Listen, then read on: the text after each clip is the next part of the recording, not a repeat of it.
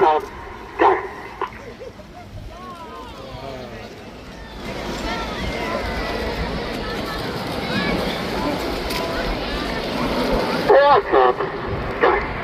In the middle of that right wing uppermost is Red 4, Flight Lieutenant Ollie Suckling. He's in his second year on the team.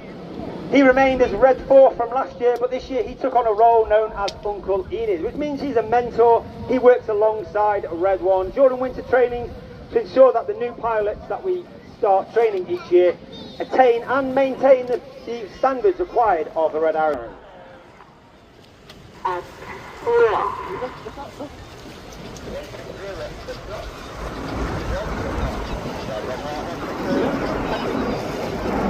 On that front row, all the way over on the left hand side is Red 5, Flight Lieutenant George Hobday.